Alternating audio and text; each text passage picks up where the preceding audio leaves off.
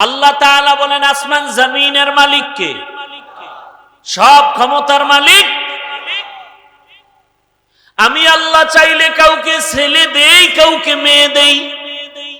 আমি আল্লাহ যদি চাই কাউকে দোনোটা দেই, আবার আমি আল্লাহ চাইলে কোনোটাই।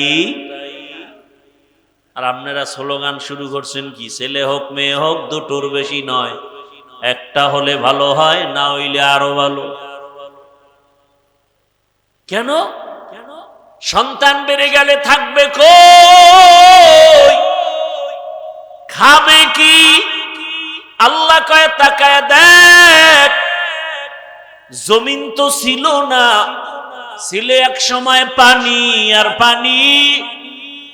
আমি আল্লাহ পদ্মা নদী চর ফালাইয়া জায়গার ব্যবস্থা করব, যমুনা নদীর মাঝে চর ফেলে জায়গার ব্যবস্থা করব। ওরে বাংলাদেশের মানুষ, তুমি দেখো তোমার দেশে জায়গা কম, 16টা বাংলাদেশ প্যাকেট করে রাখার মতো জায়গা সৌদি আরবে আছে। কয়টা দেশ এরকম? 16 দেশ প্যাকেট করে রাখতে পারে বাংলাদেশের মতো। সৌদি আরবে জনসংখ্যা হিসাব করো। আজকে সারা বিশ্বে আমাদের দেশের লোক আছে না? মধ্যপ্রাচ্যে বাঙালি অভাব নেই, কাজ করতেছে, আল্লাহ চালাইতেছে। আল্লাহ এভাবে বন্টন করে দিছেন, এভাবেই চলবে। আল্লাহর ক্ষমতা তুমি নিজের মধ্যে নিয়ে ফাও চালাকি কেন করো? তাহলে জায়গা এখনো ঘুরেন না, বাংলাদেশ ঘুরেন না, কত জায়গা বাকি, কত বিশাল বিশাল চর পড়ে আছে। থাকার ব্যবস্থা কে করবেন? এবার হলো খাবে কি? মুরব্বীরা আমাকে একটু সহযোগিতা করবেন। 1 কাঠা জমিন ধরেন 1%, 1% জমিনে 50 বছর আগে যেই পরিমাণ ধান হইতো, এখন কি কম না বেশি?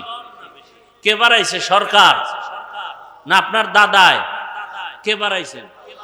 আগে 10টা পেয়ারা খাইলেও জিভে টের পাওয়া যাইত না, আর এখন এত বড় বড় পেয়ারা, এক পেয়ারা একজনে খাওয়া, একটা বেদানা, একটা আপেল, কত বড় বড়। রিজিক কে বাড়াইলেন? না খায়া মরছে কেউ, খাইয়া মরতেছে। এত খাওয়া খায়, পেট ফুইলা জাগাত। আমগো দেশে একদমে কাঁঠাল খাইছে, জনমের খাওয়া খাইয়া এক ঘুম দিছে, সকালে পেট ফুইলা জাগাত শেষ। বাঙালি তো খাওন পাইলে আর কোনো কথা নাই। কি ডাক্তার মিষ্টি খাইতে নিষেধ করছে, সবে বরাতের মিষ্টি খাইতে গেছে মসজিদে, তাও আবার কোলেরটাও নিয়ে গেছে। 1 প্যাকেট ডান হাত দিয়া লইয়া আবার ভিতরে দিয়া বাম হাত ঢুকাই দিছে আর 1 প্যাকেটের জন্য। কি আছে না নাই?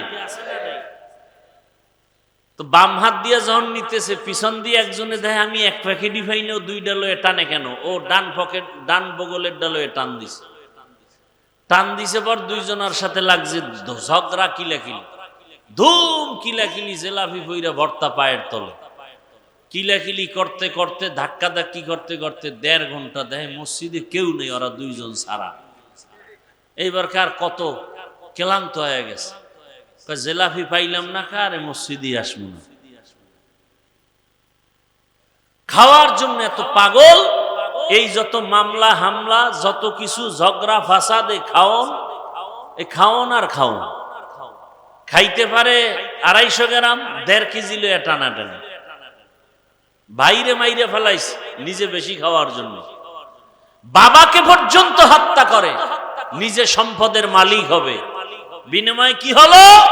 শেষ পর্যন্ত জেলখানার আসামি, জায়গার জায়গায় জায়গা পড়ে রইল, না বাবায় পাইলো, না ভাই পাইলো, না নিজে পাইলো। শেষ ফল বিচারক ফাঁসির হুকুম দিয়ে দিল। এই তো এই একটা মাইয়া পাওয়ার জন্য যুবক পেছনে লাগছে, তো এর পেছনে আরেক যুবক একে মেরে ফেলছে। মেরে ফেলার পরে এবার মাইয়াও জেলখানায়, ছেলেও কি জেলখানায়। পরিণাম ফলে হইছে ফাঁসি। কি হইল? এখন কি দুনিয়া ওই আছে নাকি যে তুমি আকাম কইরা পার পাবা? সেই দুনিয়া আর নাই। এখন মানুষ, মুরব্বীরা বলতো দেওয়ালের কান আছে, এটা এখন বাস্তব হয়ে গেছে। রাতের অন্ধকারে কি করো? 30 বছর আগে অন্যায় করছে, এটা ধরে ফেলাইছে এখন গোয়েন্দা বিভাগের লোকেরা, একটা কুলু দিয়া ধরে ফেলছে। কি কুলু? সিগারেট খাইয়া সিগারেটের পাশা ফালাইয়া গেছে ওই জায়গায়, ওইটা ধইরা আসামি ধরে ফেলাইছে। একটু থুথু নিক্ষেপ করেছে, এখান থেকে টিস্যু ঘাম মুইছা টিস্যু ফালাইয়া দিছে। পুলিশ এসে ওখান থেকে ধইরা ওই টিস্যুর থেকে বের করছে আসামিকে। কি আছে না নাই? আমি এটি বানায় বলতেছি, জেনে শুনি আর পরও তো আকাম বন্ধ নাই। আর এই সোনার বাংলা কোনোদিন সোনার বাংলা হবে না যতদিন পর্যন্ত চোরগুলোর হাত কাটা না হবে। আমার দেশের চুরি যতদিন বন্ধ হবে না ততদিন পর্যন্ত এই জমিনে শান্তি আসবে না। আল্লাহর কসম করে বললাম, কোনোদিন শান্তি আসবে না। বাংলাদেশে কি পরিমাণ টাকা মানুষের কাছে, অথচ গরিবরা পোশাক পায় না শীতের মধ্যে, কোরবানির গোশত খাইতে পারে না, আর মাইক লাগায় স্লোগান দেয় কেউ খাবে কেউ খাবে না। তা হবে না, চাপাবাজির অভাব নেই। মানুষ পশুর চরিত্রের থেকে খারাপ হয়ে গেছে। একটা কুকুরকে মারলে কষ্ট পায়, মানুষকে হত্যা করতে কষ্ট পায় না। আল্লাহ হেদায়াত দান করুন। এই কথাগুলো কে বলবে? যার ভাগে কম পড়ে, যে বাধা হয় বলে ওরে মাইনাস কর, মামলা নাই। এক কি বলবো, কোন দিকের কথা কোন দিকে যায়। একজন বড় উপরস্থ কইতেছে একজন, আরে বেটা মার্ডার কইরা আবি, আমার কাছে কোনো মামলা নাই, সব সাইজ করে বললাম। আফসুস, বড় আফসুস, নিরপরাধ এখনো জেলখানায় আর মার্ডারের আসামি পার পেয়ে যায়। কথা ঠিক না? কই ওসমান হাদির হত্যার বিচার হইছে? এটা একটা কথা। ধামাধাম ধইরা দুই একটারে সাইজ করলি পুরো দেশ ঠান্ডা হয়ে যায়। সৌদি আরবে এত চুরি নাই কেন? স্বর্ণের দোকান খুইলা নামাজে যায়, পুলিশ পাহারা দিতেছে, ঘুরতেছে, কোন চোরের সাহসী হয় না ওখানে যাবে। আর আমগো কাজের মহিলা মালিকের কি নাকের সামনে নিয়ে কি কইরা ঘরের সব লয়ে গেছে। ঢাকাতে ঘটনা অহরহ ঘটতেছে। এখন কাজের লোকের ঘরে কাজের লোক রাখাও বড় কঠিন, বড় মুসিবত। এক কথায় কচু পাতার পানি যেমন এটা নিরাপত্তাহীন, আমাদের জীবনটা তেমন অবস্থায় আছে। রাস্তা দিয়ে চলতে গেলে কোনো নিরাপত্তা নাই, বড় কঠিন হালাত। কে কখন কি করে ফেলে বলাও যায় না।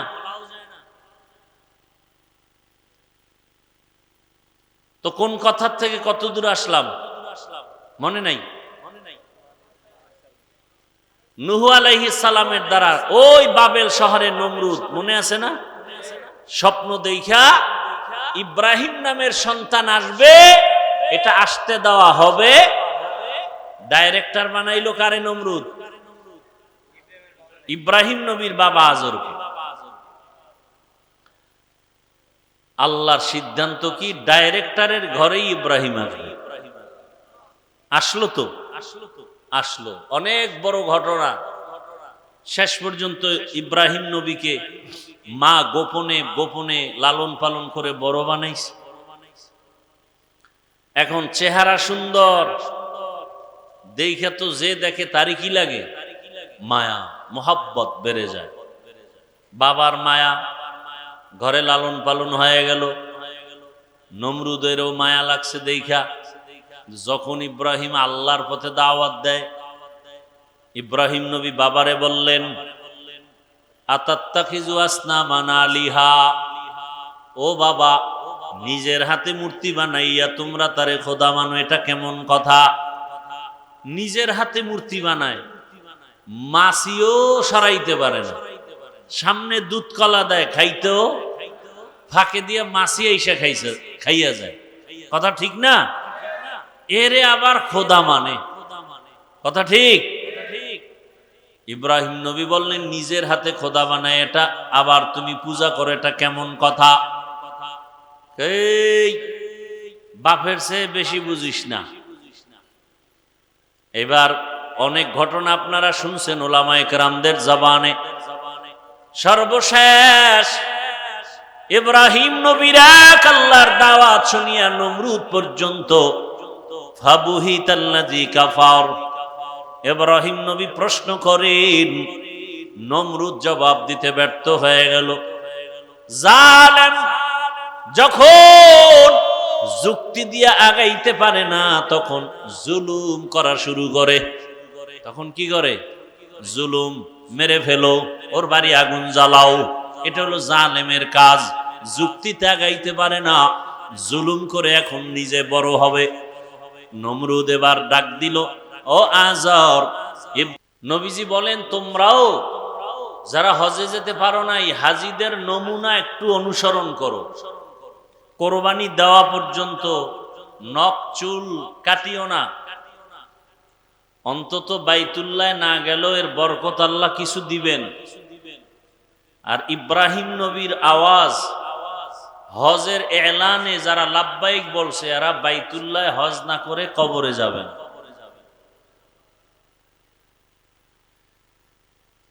হজের মূল বিষয়টা তিনজন ব্যক্তিকে নিয়েই স্মৃতিচারণ। ইব্রাহিম আলাইহিস সালাম, ইসমাইল আলাইহিস সালাম, ইসমাইল নবীর মা হাজেরা আলাইহাস সালামকে নিয়ে। এই যে হজে গিয়া মূল কাজ কি? এহরাম পরা, এটা হলো ফরজ। কাফুর পরা ফরজ না, নিয়ত করতে হবে। লাব্বাইকের তালবিয়া পড়তে হবে। আরাফার ময়দানে অবস্থান করা। এরপরে বাইতুল্লাহ তাওয়াফ করা। এরপরে মিনায় অবস্থান করা। এটা হলো ফরজ না, ওয়াজিব। কোরবানি করা ওয়াজিব। মাথা মুন্ডানো, সফা মারওয়ায় সাই করা।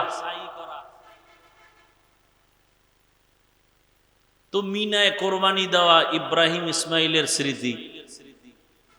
সফা মারওয়ায় দৌড়ানো স্মৃতিকে আম্মাজান হাজেরা আলাইহিস সালামের স্মৃতি। এই ঘটনার সূত্র যদি বলতে যাই, অনেক সময়ের ব্যাপার। আদম আলা নবিয়িনা ওয়া আলাইহিস সালাতু ওয়াস সালাম, তিনি হলেন মানব জাতির প্রথম আদি পিতা। প্রথম, আচ্ছা প্রথম বললে বুঝা যায় দ্বিতীয় একজন আছে। কথা বলেন না কেন? প্রথম বললে দ্বিতীয় একজন আছে। খুব খেয়াল করবেন, মানব বংশের প্রথম আদি পিতাকে, দ্বিতীয় আদি পিতা নূহ আলাইহিস সালাম। বলেন কে? আদমকে বলে আবুল বাশার। আহা, এগো সামনে বসাইছেন কেন? এই পিছনে যাও বাবারা, পিছনে যাও। বাচ্চাদেরকে নামাজের সামনে রাখাও নিষেধ, ডিস্টার্ব। বাচ্চা তো বাচ্চাই। আর সবিয়ু সবি ওয়ালাউ কানান নবী, বাচ্চা তো বাচ্চাই, সে ভবিষ্যতে নবীও হতে পারে। বাচ্চা তো বাচ্চাই। বাচ্চাদের যেটা আচরণ ওটা করবেই, ভবিষ্যতে কি হবে না হবে সেটা ভিন্ন কথা। কি আমরা এখন না বড় হুজুর, দুনিয়াতে আইসাই বড় হুজুর। কত ল্যাংডায় প্রস্রাব করছি, রসুলের সুন্নাত এই সময় তো আদায় হয়ে গেছে। এখন এক দলের নাকি দাঁড়াইয়া প্রস্রাব করার সুন্নাত বাকি রয়ে গেছে। পাগল যত মানুষ। এত ফেতনা আমার দেশটায়, ধর্ম নিয়া, ইসলাম নিয়া, যা ভাষা নাই বলা। আর এই সব ফেতনা গুলো টুপিওয়ালা, অন্তরে নেফাকি ভরা, ইসলামের ব্যানার লাগাইয়া এই ফেতনা গুলো ছড়ায়। কোন হিন্দু ছড়াইছে এই ফেতনা? এই যে হজে যাবে এত হাজি সাবরা, সারা দুনিয়ার মানুষ আসবে সেখানে। কেউ নামাজে বুকে হাত বাঁধে, কেউ নাবির নিচে, কেউ সাইডে দিয়ে খাড়ায় দেয়, কেউ ঘুমের থেকে উঠে নামাজে দাঁড়াইছে, অজু টুজু লাগে না গো, সব পবিত্র। কেউ আবার সেজদায় যাওয়ার আগে পকেট থেকে একটা টুকরা বাইর করে কপালের নিচে দেয়, জমিনটা ইবলিস নাপাক করে ফেলছে সেজদা দিয়া, এই জন্য ওরা জমিনে দেয় না। এই যে এত কিছু বাইতুল্লাহ, মদিনায়, মক্কায়, এই হজের টাইমে, ওমরায়, শুনছেন কোনো দিন যে এরা নিজেদের মধ্যে এত লাইনের লোক আইসা কিলে কিলি করে দুই একজন মারা গেছে? আমাকে বাংলাদেশে গজব কেন? কে বুকে হাত বানলো, কে নাবিতে বানলো, এ নিয়ে দ্বন্দ্ব আছে না নাই? আসতেছে সামনে কোরবানি, এখানে আর এক ফেতনা, আকিকা কোরবানির সাথে দিতে পারবে কিনা, আছে না নাই? এরপরে আর এক ফেতনা, চামড়া করবেন কি? নিজের চামড়ার লগে বাঁধে দিবেন? যারা কোরবানি দিবেন সব চামড়া ফ্রি কওমি মাদ্রাসায় দিবেন, টাকার বিনিময়ে না, ফ্রি। বাংলাদেশের জন্য তো আছেই, গোটা পৃথিবীতে কওমি মাদ্রাসাই হলো মানুষের কল্যাণমুখী এক সংস্থা, সেবা সংস্থা, সেবা সংগঠন, মানুষের সেবা করে। যত সংগঠন আছে কওমি মাদ্রাসার থেকে একটাও শ্রেষ্ঠ নাই। হাজার না লাখ লাখ প্রতিবন্ধী সন্তানদের বিনা টাকায় পড়ায়, সরকারের 1 টাকা সেখানে বরাদ্দ নাই, জনগণের সম্পদে চলে, টাকায় চলে। হুজুরেরা বেতন নেয় 5,000 6,000, এরপরে ছাত্রদেরকে এমন ভাবে গড়ে উঠায়, এরা ব্যবসা বাণিজ্য করে, অন্য জায়গায় মাদ্রাসা করে, গরিব অসহায়দেরকে সহায়ের ব্যবস্থা করে, এতিম ছাত্রদের জামা কাপড়ের ব্যবস্থা করে। তো সেবা সংগঠন সংস্থা বাংলাদেশে যাদের আছে এরা তো এই কামই করে। কথা বলেন না কেন?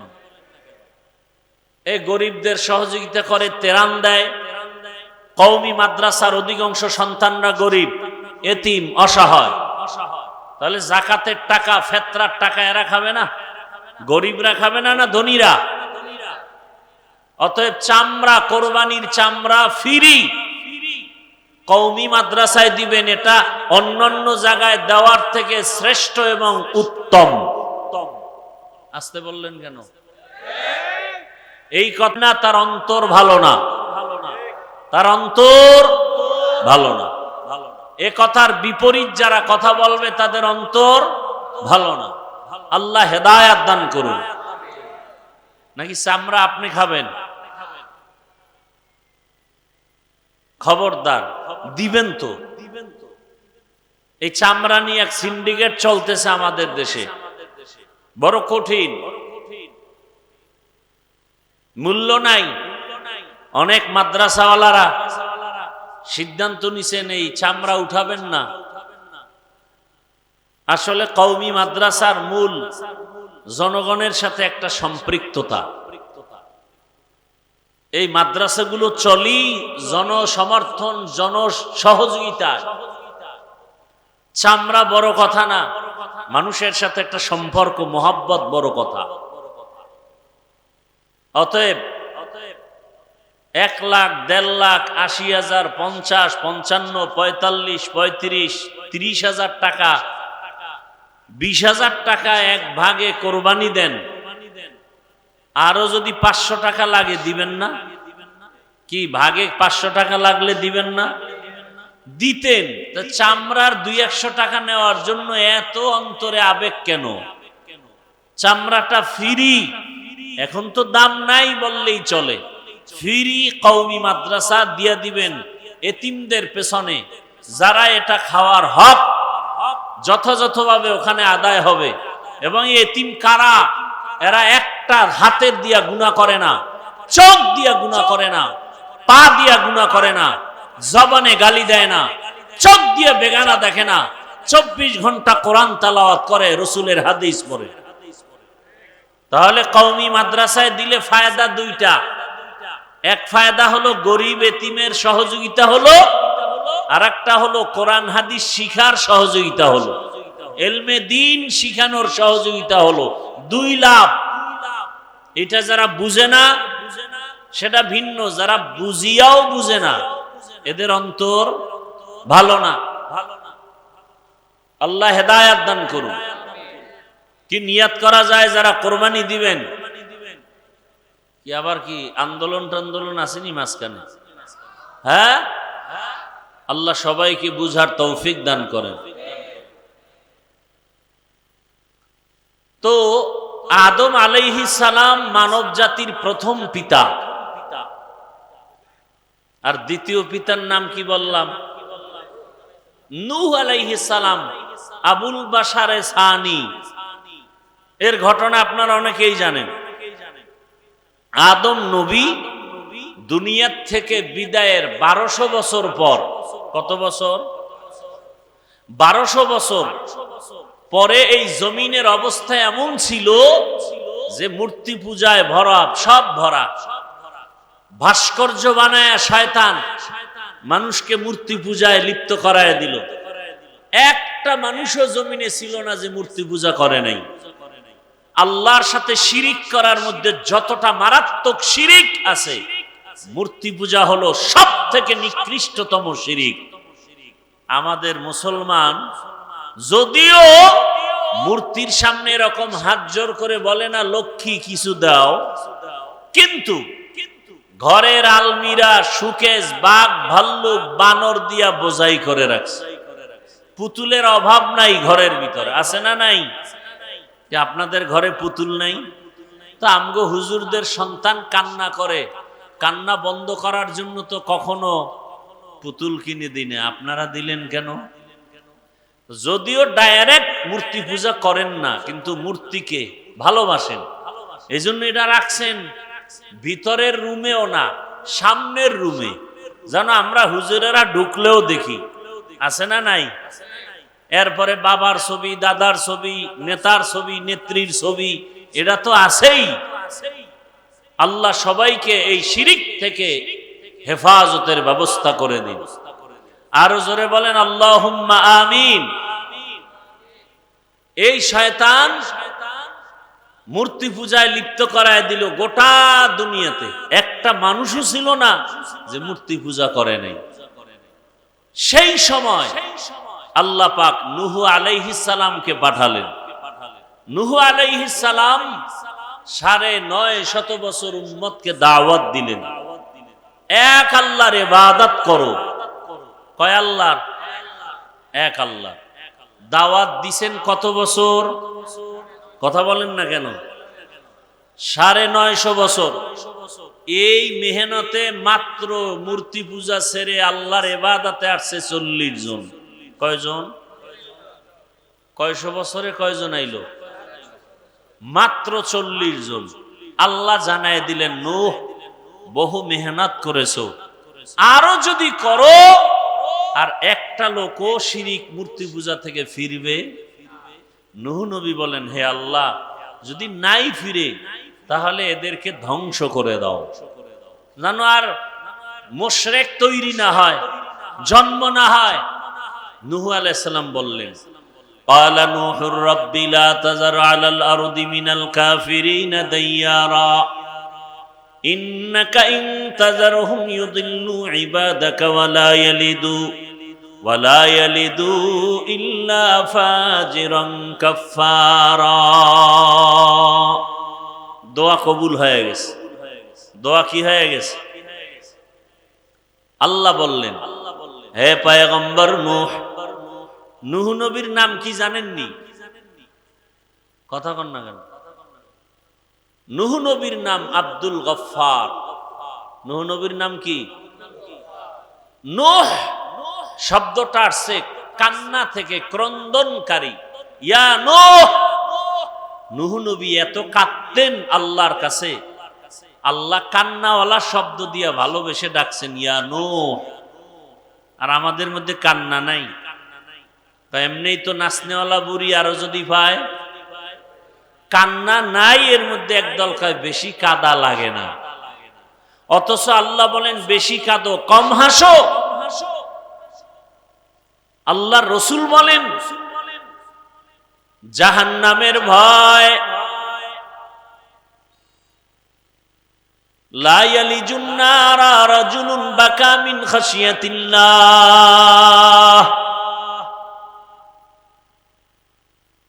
হাত্তা ইয়াউদাল লাবানু ফিদ দারঈ। জাহান্নামের আযাবের ভয়, এক ফোঁটা চোখের পানি যার চোখে থেকে পড়ে যাবে, নবী উদাহরণ দিয়া বলেন, গাভীর ওলান থেকে দুধ বের করে ভেতরে যেমন ঢুকানো সম্ভব না, ওই কান্নাওয়ালা বান্দা বান্দিকে জাহান্নামে দেওয়াও সম্ভব না। কান্নার দাম আছে না নাই? চোখে পানি দেখলেই দুনিয়াওয়ালার দিল গরম হয় না নরম? তাহলে আল্লাহর দয়া কি আরো কম নাকি? আল্লাহ বারবার বলে কাঁদো। নূহ আলাইহিস সালামকে আল্লাহ কান্নাওয়ালা শব্দ দিয়া ডাকলেন, ইয়া নূহ, তোমার দোয়া কবুল হয়ে গেল, আমি গজব দিয়া দুনিয়ার সব মানুষ ধ্বংস করে দিব, তবে তুমি যাদেরকে ঈমানওয়ালা বানিয়েছো, যেই 40 জন 950 বছরের দাওয়াতে কালেমাওয়ালা হলো, এদেরও কি মেরে ফেলবো? কয় না, এদের হেফাজতের জন্য আল্লাহ বলেন বড় আকারে সুন্দর করে একটা কিস্তি বানাও। কি বানাও? আপনাদের কষ্ট লাগতেছে, খারাপ লাগতেছে, ঘুম আসতেছে? এই এতক্ষণ টাইম বাসায় থাকলে মোবাইলে গুনাহ করতেন, আর কি করতেন? এখন গুনাহ করতে কি সিনেমা হলে যাওয়া লাগে? আলাদা টেলিভিশন লাগে? আরে পৃথিবীর শ্রেষ্ঠ গুনার ফ্যাক্টরি কি? মোবাইল। কি এর মদের নেশা, বিড়ির নেশা, গাঞ্জার নেশা, সব থেকে বড় নেশা মোবাইলের নেশা। এ বিষয়ে কোনো ওয়াজ নাই। সরকার টাকা দিয়া র্যাব, আর্মি, পুলিশ, বিডিআর লাগায় দিছে, মদের নেশাকে বন্ধ করো, হ্যাঁ, নেশা বন্ধ করো, নেশা। মোবাইল নেশা বন্ধ করার কোনো পদক্ষেপ নাই। আমরা টুকটাক বয়ান করি, এত অনেকের কলিজা জ্বলে, অথচ এই মোবাইল আমার দেশ ও জাতির যে পরিমাণ ক্ষতি করলো, মদে পরিমাণ ক্ষতি করে না। মোবাইল যা ক্ষতি করলো, তাজা তাজা প্রাণ চলে গেল, তাজা প্রাণ চলে গেল। এই মোবাইল কেড়ে নিল, লেখাপড়া শেষ। আমাকে ওয়াজ মাহফিলে লেখাপড়ার ক্ষতি হয়, হ্যাঁ, বরং এখানে বয়ান শুনে কান্না করলে পরীক্ষা আরো ভালো হবে। কপাল পরারা বুঝে না, ক্রিকেট খেলা বন্ধ করে না কেন? পরীক্ষার ছেলেদের যেন ক্ষতি না হয়, এই 1 মাসের জন্য পরীক্ষা যতদিন চলবে ততদিন সব চ্যানেল বন্ধ, টিভি বন্ধ, পত্রিকা বন্ধ। কারণ ছেলে মেয়েরা টেলিভিশন দেখে, মোবাইল বন্ধ। এটা না কামের কাম, আকাম করতে আয়, ওয়াজ বন্ধ করো, মাইকের সাউন্ড কমাও। বিয়ার অনুষ্ঠানে যে গান বাজে, এটা কমায় না কেন? কি 5 তলা বিল্ডিং পর্যন্ত মনে হয় ভূমিকম্প শুরু হয়ে গেছে। আর কোরআনের বাগানে এসে কান্না করে দোয়া করলে আল্লাহ জেহেন খুলে দিবে, পরীক্ষারও সহজ হবে। এখানে বেশি আসা দরকার। কপাল খারাপ আমাদের। নূহ আলাইহিস সালামকে আল্লাহ কি বললেন? কি বানাও? কথা বলতে সবাই কথা বলেন। কিস্তি মানে কি? দেখছেন নি কারবার? সব আওয়ামী লীগ, সব। কারণ আওয়ামী লীগের নৌকার জিকির করতে করতে এখন নূহ নবীর দ্বারাও নৌকা বানাইছে। স্যার, নূহ নবীরে আল্লাহ কি বললেন? এমন একটা কিস্তি বানাবা যেই কিস্তির মধ্যে তোমার 40 জন মুমিন, তোমার সন্তান এবং পশু পাখির 1 জোড়া করে, 2টা হাতি, 1 জোড়া গরু, 1 জোড়া ছাগল, 1 জোড়া ভেড়া, 1 জোড়া উট, এইভাবে যত পশু পাখি আছে 1 জোড়া করে। আচ্ছা, দুনিয়াতে এমন কোন নৌকা আসেনি যে 1 জোড়া হাতি উঠাবেন, 1 জোড়া উট, 1 জোড়া গরু আর 40 জন মানুষ উঠবে, আর এটা শীতয়ে থাকবে? মেয়া 20 জন মানুষ উঠলি লারা সারা কয়ে থাম থাম, পড়বে পড়বে, এর মধ্যে 2 জন পড়ে গেছে। তা আসলে কি এটা নৌকা ছিল? নূহ নবীর এটা নৌকা না জাহাজ? তাহলে আমাদের এই নৌকা বলাটাও ভুল। আওয়ামী লীগের নৌকা কোন, এটা আমার জন্য কোনো দুঃখ নাই। আমনের কবরে আমনে যাইবেন, আমনে বাড়ি ছেড়ে জঙ্গলে পালাইবেন, এটা আপনার বিষয়। কিন্তু নূহ নবীর নৌকা আসলে কি কিস্তি, কি নৌকা না জাহাজ? জাহাজ। একতলা জাহাজ না, কয়েকতলা বিশিষ্ট জাহাজ, এক একতলা এক এক প্রাণী রাখছেন। এ বিষয়ে ভিন্ন বর্ণনা আছে, ওদিকে আমি যাব না। এবার সব উঠলো, উঠার পরে আল্লাহ পাক পানি বন্যা দিলেন। একাধারে 40 দিন বৃষ্টি। কয়দিন? সব শেষ। নূহ নবীর এক সন্তান কেনান বলল, আমি পাহাড়ের উপরে উঠে যাব। পাহাড়ের উপরে পানি, মরে গেল। ওই জাহাজে যারা ছিল 40 জন মুমিন আর 3 জন নূহ নবীর সন্তান, এরা বেঁচে থাকলেন। পশু পাখি বেঁচে থাকলো। পানি বন্যা শেষ, পুরা জমিন সাফ, গাছপালা কিচ্ছু নাই। এমনকি বাইতুল্লাহ যেখানে ছিল সেটাও নিশ্চিহ্ন, সমান হয়ে গেছে। নূহ নবীর 3 সন্তান দিয়া নতুন করে পৃথিবীটাকে আবার আবাদ করা হলো। এজন্য বলা হয় নূহ নবী হলেন মানব জাতির দ্বিতীয় আদিপিতা। নূহ নবীর 3 সন্তান সাম, হাম, ইয়াফাস। এই 3 সন্তান মিলে ওই সময় একটা শহরকে আবাদ করলো, বর্তমান ইরাকের অন্তর্গত। ওই শহরের নাম বাবেল শহর। কি শহর? কোন এক সময় সেই বাবেল শহরের অধিপতি বেঈমান নমরুদ হলো। কে হলো? নমরুদ। জুলুম, অত্যাচার সীমাহীন করতে থাকলো, ক্ষমতার অপব্যবহার। একদিন নমরুদ স্বপ্ন দেখে আগুন উঠছে, আগুন উঠা পুরা বাবেল শহর ধ্বংস করে দিছে।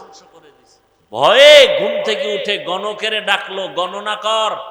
কি দেখলাম? কয় শনি দেখছো? শনি। আগুন দেখো নাই? একটা পুত্র সন্তান জন্ম হবে, তোমার খোদাগিরি সব ধ্বংস করে ফেলবে, জুলুম অত্যাচারের ইতি টেনে ফেলবে। নমরুদ বলে, গণনা করো। ওই পুত্র সন্তান কি মায়ের গর্ভে না দুনিয়ায়? বলে দুনিয়ায়ও আসে নাই, মায়ের গর্ভেও আসে নাই, আসবে। বলে হ্যাঁ। নমরুদ তখন আইন জারি করলো, স্বামী আর স্ত্রী এক জায়গায় থাকা যাবে না। পুত্র সন্তান যদি জন্ম নেয়, সাথে সাথে তারে জবাই করে দাও, মেরে ফেলো, হত্যা করো। এটাকে বলে বার্থ কন্ট্রোল, জন্ম নিয়ন্ত্রণ। পৃথিবীর ইতিহাসে প্রথম জন্ম নিয়ন্ত্রণ আইন করে বেঈমান নমরুদ। আর এই জন্ম নিয়ন্ত্রণ আইনের ডাইরেক্টর বানায় ইব্রাহিম নবীর বাবা আজরকে। জন্ম নিয়ন্ত্রণ হারাম। বলেন জন্ম নিয়ন্ত্রণ। এই একটা তিল, তিল বুঝেন না? তিলের মতো ছিদ্র আছে, জায়েজ। এইটাও আমাকে বয়ান করা নিষেধ, কারণ বাঙালি জাতি তো তিল পাইলে তাল বানায় ফেলবে। এই জন্য ওই তিলের যে একটা সুরত আছে জায়েজ, ওটাও বয়ান করা নিষেধ। আম বয়ান জন্ম নিয়ন্ত্রণ হারাম। জন্ম নিয়ন্ত্রণ করে কেন? 2 সমস্যার সমাধান পায় না। এজন্য এক সমস্যা, সন্তান বেশি হলে থাকবে কই, জায়গা কম। কি? 2 নাম্বার সমস্যা, সন্তান যদি মানুষ বেড়ে যায়, খাবে কি, খানাও কম। এই 2 সমস্যা। থাকবে কই, খাবে কি। আল্লাহ বলেন দোনোটার চাবি তো আমার হাতে। কার হাতে? লিল্লাহি মুলকুস সামাওয়াতি ওয়াল আরদি, লিল্লাহি মুলকুস সামাওয়াতি ওয়াল আরদ, ইয়াহাবু লিমান ইয়াশাউ ইনাসা ওয়া ইয়াহাবু লিমান ইয়াশাউ যুকুর আও ইউযাওবিজুহুম যুকরানা ওয়া ইনাসা ওয়া ইয়াজআলু মান ইয়াশাউ আকিমা ইন্নাহু আলিমুন কাদির।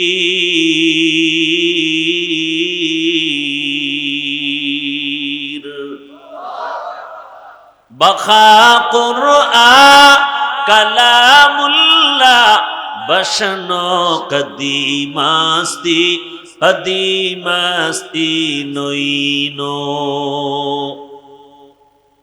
আলোচনা যেদিকে ঢুকতেছে আর একটু সময় লাগবে,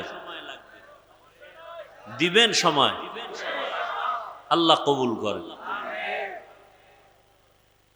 কারণ এখন তো আর সময় কি দেবেন, আমার থেকে আপনারা মহাপণ্ডিত, ভালো জানেন, না জানলে হুজুরকে ভুল ধরেন কেমনে? কি অহংকারের সুযোগ পাইলেই কয় হুজুরেরা কি জানে, আমরা সব জানি। আকাম কইরা ধরা খাইলে কয় না জাইনে করছি, এর নাম বাঙ্গালী। কয় ভাই আপনার দাওয়াত কা? আলহামদুলিল্লাহ। কয় আপনার বাড়ি? বলে নওজুবিল্লাহ। আল্লাহ তাআলা বলেন আসমান জমিনের মালিক কে? সব ক্ষমতার মালিক আমি আল্লাহ। চাইলে কাউকে ছেলে দেই, কাউকে মেয়ে দেই। আমি আল্লাহ যদি চাই কাউকে দোনোটা দেই, আবার আমি আল্লাহ চাইলে কোনোটাই। আর আপনারা স্লোগান শুরু করছেন কি, ছেলে হোক মেয়ে হোক দুটোর বেশি নয়, একটা হলে ভালো হয়, না হইলে আরো ভালো। কেন? সন্তান বেড়ে গেলে থাকবে কই, খাবে কি? আল্লাহ কয় তাকায় দেখ, জমিন তো ছিল না, ছিল এক সময় পানি আর পানি। আমি আল্লাহ পদ্মা নদী চর ফালাইয়া জায়গার ব্যবস্থা করব, যমুনা নদীর মাঝে চর ফেলে জায়গার ব্যবস্থা করব। ওরে বাংলাদেশের মানুষ, তুমি দেখো তোমার দেশে জায়গা কম, 16টা বাংলাদেশ প্যাকেট করে রাখার মতো জায়গা সৌদি আরবে আছে। কয়টা দেশ এরকম 16 দেশ প্যাকেট করে রাখতে পারে বাংলাদেশের মতো? সৌদি আরবে জনসংখ্যা হিসাব করো। আজকে সারা বিশ্বে আমাদের দেশের লোক আছে না? মধ্যপ্রাচ্যে বাঙালি অভাব নেই, কাজ করতেছে, আল্লাহ চালাইতেছে। আল্লাহ এভাবে বন্টন করে দিছেন, এভাবেই চলবে। আল্লাহর ক্ষমতা তুমি নিজের মধ্যে নিয়ে ফাও চালাকি কেন করো? তাহলে জায়গা এখনো ঘুরেন না, বাংলাদেশ ঘুরেন না, কত জায়গা বাকি, কত বিশাল বিশাল চর পড়ে আছে। থাকার ব্যবস্থা কে করবেন? এবার হলো খাবে কি? মুরব্বীরা আমাকে একটু সহযোগিতা করবেন। 1 কাঠা জমিন ধরেন 1%, 1% জমিনে 50 বছর আগে যেই পরিমাণ ধান হইতো, এখন কি কম না বেশি? কে বাড়াইছে? সরকার না আপনার দাদায়? কে বাড়াইছেন? আগে 10টা পেয়ারা খাইলেও জিভে টের পাওয়া যাইত না, আর এখন এত বড় বড় পেয়ারা, এক পেয়ারা একজনে খাওয়া, একটা বেদানা, একটা আপেল, কত বড় বড়। রিজিক কে বাড়াইলেন? না খায়া মরছে কেউ, খাইয়া মরতেছে। এত খাওয়া খায়, পেট ফুইলা জাগাত। আমগো দেশে একদমে কাঁঠাল খাইছে, জনমের খাওয়া খাইয়া এক ঘুম দিছে, সকালে পেট ফুইলা জাগাত শেষ। বাঙালি তো খাওন পাইলে আর কোনো কথা নাই। কি ডাক্তার মিষ্টি খাইতে নিষেধ করছে, সবে বরাতের মিষ্টি খাইতে গেছে মসজিদে, তাও আবার কোলেরটাও নিয়ে গেছে। 1 প্যাকেট ডান হাত দিয়া লইয়া আবার ভিতরে দিয়া বাম হাত ঢুকাই দিছে আর 1 প্যাকেটের জন্য। কি আছে না নাই? তো বাম হাত দিয়া যখন নিতেছে, পিছন দিয়ে একজনে দেয় আমি 1 প্যাকেটই পাই না, 2টা লয়ে টানে কেন? ও ডান বগলের ডালয়ে টান দিছে। টান দিছে পর 2 জনের সাথে লাগছে ঝগড়া, কিলাকিলি, ধুম কিলাকিলি, জেলাফি ফইরা ভর্তা পায়ের তলে। কিলাকিলি করতে করতে, ধাক্কা ধাক্কি করতে করতে 1.5 ঘন্টা দেয় মসজিদে কেউ নেই, ওরা 2 জন ছাড়া। এইবার কার কত ক্লান্ত হয়ে গেছে, জেলাফি পাইলাম না, কারে মসজিদে আসবো না। খাওয়ার জন্য এত পাগল। এই যত মামলা হামলা, যত কিছু ঝগড়া ফাসাদ, এই খাওন আর খাওন। খাইতে পারে 250 গ্রাম, 1.5 কেজি লয়ে টানাটানি। ভাইরে মাইরে ফেলাইছে নিজে বেশি খাওয়ার জন্য, বাবাকে পর্যন্ত হত্যা করে নিজে সম্পদের মালিক হবে। বিনিময়ে কি হলো? শেষ পর্যন্ত জেলখানার আসামি, জায়গার জায়গায় জায়গা পড়ে রইল, না বাবায় পাইলো, না ভাই পাইলো, না নিজে পাইলো। শেষ ফল বিচারক ফাঁসির হুকুম দিয়ে দিল। এই তো এই একটা মাইয়া পাওয়ার জন্য যুবক পেছনে লাগছে, তো এর পেছনে আরেক যুবক একে মেরে ফেলছে। মেরে ফেলার পরে এবার মাইয়াও জেলখানায়, ছেলেও কি জেলখানায়। পরিণাম ফলে হইছে ফাঁসি। কি হইল? এখন কি দুনিয়া ওই আছে নাকি যে তুমি আকাম কইরা পার পাবা? সেই দুনিয়া আর নাই। এখন মানুষ, মুরব্বীরা বলতো দেওয়ালের কান আছে, এটা এখন বাস্তব হয়ে গেছে। রাতের অন্ধকারে কি করো? 30 বছর আগে অন্যায় করছে, এটা ধরে ফেলাইছে এখন গোয়েন্দা বিভাগের লোকেরা, একটা কুলু দিয়া ধরে ফেলছে। কি কুলু?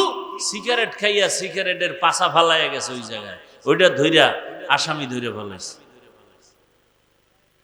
একটু থুথু নিক্ষেপ করেছে, এখান থেকে টিস্যু, ঘাম মুইছা টিস্যু ফালাইয়া দিছে। পুলিশ এসে ওখান থেকে ধইরা ওই টিস্যুর থেকে বের করছে আসামিকে। কি আছে না নাই? আমি এটি বানায় বলতেছি, জেনে শুনি। আর পরে তো আকাম বন্ধ নাই। আর এই সোনার বাংলা কোনোদিন সোনার বাংলা হবে না যতদিন পর্যন্ত চোরগুলোর হাত কাটা না হবে। আমার দেশের চুরি যতদিন বন্ধ হবে না ততদিন পর্যন্ত এই জমিনে শান্তি আসবে না। আল্লাহর কসম করে বললাম, কোনোদিন শান্তি আসবে না। বাংলাদেশে কি পরিমাণ টাকা মানুষের কাছে, অথচ গরিবরা পোশাক পায় না শীতের মধ্যে, কোরবানির গোশত খাইতে পারে না। আর মাইক লাগায় স্লোগান দেয় কেউ খাবে কেউ খাবে না। তা হবে না, চাপাবাজির অভাব নেই। মানুষ পশুর চরিত্রের থেকে খারাপ হয়ে গেছে। একটা কুকুরকে মারলে কষ্ট পায়, মানুষকে হত্যা করতে কষ্ট পায় না। আল্লাহ হেদায়াত দান করুন। এই কথাগুলো কে বলবে?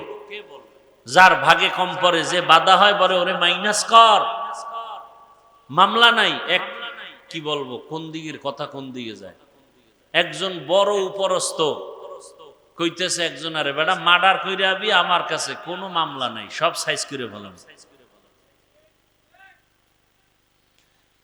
আফসুস, বড় আফসুস। নিরপরাধ এখনো জেলখানায়, আর মার্ডারের আসামি পার পেয়ে যায়। কথা ঠিক না? কই ওসমান হাদির হত্যার বিচার হইছে? এটা একটা কথা। ধামাধাম ধইরা দুই একটারে সাইজ করলি পুরো দেশ ঠান্ডা হয়ে যায়। সৌদি আরবে এত চুরি নাই কেন? স্বর্ণের দোকান খুইলা নামাজে যায়, পুলিশ পাহারা দিতেছে, ঘুরতেছে, কোন চোরের সাহসী হয় না ওখানে যাবে। আর আমগো কাজের মহিলা মালিকের কি নাকের সামনে নিয়ে কি কইরা ঘরের সব লয়ে গেছে। ঢাকাতে ঘটনা অহরহ ঘটতেছে। এখন কাজের লোকের ঘরে কাজের লোক রাখাও বড় কঠিন, বড় মুসিবত। এক কথায় কচু পাতার পানি যেমন এটা নিরাপত্তাহীন, আমাদের জীবনটা তেমন অবস্থায় আছে। রাস্তা দিয়ে চলতে গেলে কোনো নিরাপত্তা নাই, বড় কঠিন হালাত।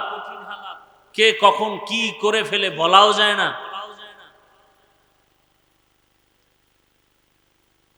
তো কোন কথার থেকে কত দূর আসলাম মনে নাই?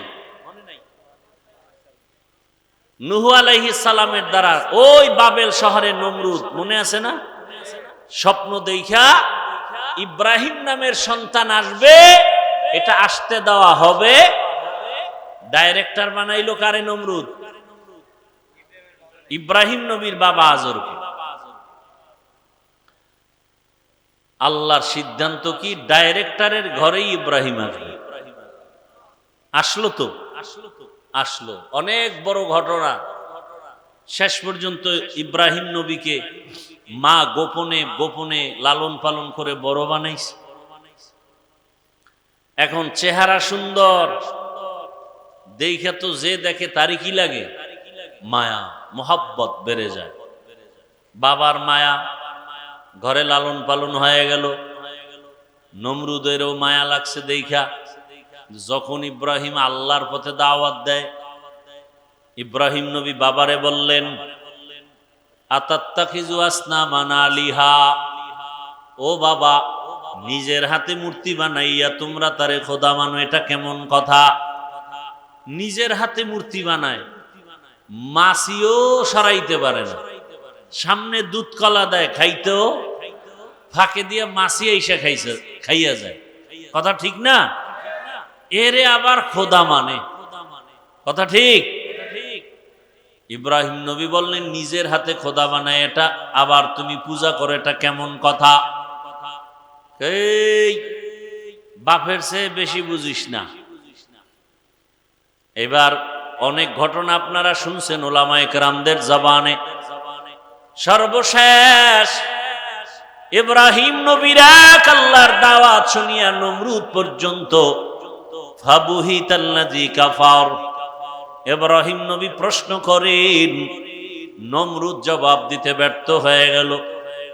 জালেম যখন যুক্তি দিয়ে আগাইতে পারে না, তখন জুলুম করা শুরু করে। তখন কি করে? জুলুম, মেরে ফেলো, ওর বাড়ি আগুন জ্বালাও, এটা হলো জালেমের কাজ। যুক্তিতে আগাইতে পারে না, জুলুম করে এখন নিজে বড় হবে। নমরুদ এবার ডাক দিল, ও আজর,